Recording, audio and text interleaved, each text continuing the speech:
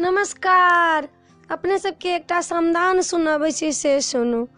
आरे ये हमें जानी ता सामा चली है जाती हे दिया चली है जाती कुआं में देती हम धकेल आरे के मोरा दिया लाए बसिया जो गाती के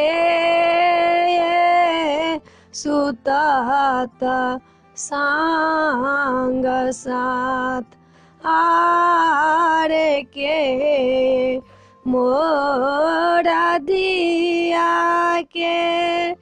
कैसा कंगही करती छाने छाने उठा ये चेहार आरे सासू मोरा दिया केरा बसिया आजो गवती स्वामी सुताता संग साथ आरे ननदी दिया केरा कैसा कंगही करथिन छाने छाने उठती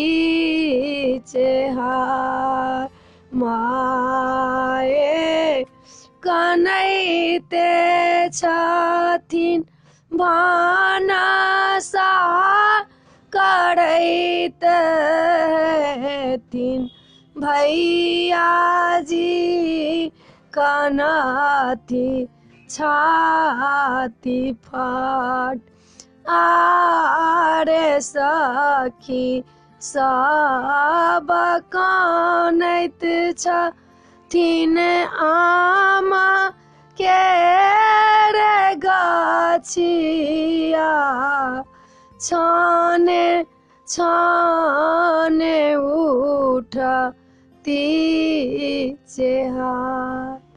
समदान अपने सबके पसंद पड़त तो सब्सक्राइब करऽ नहीं बिसरबे, हमरा कहबै जरूर। जय मिथिला, जय भोला बाबा।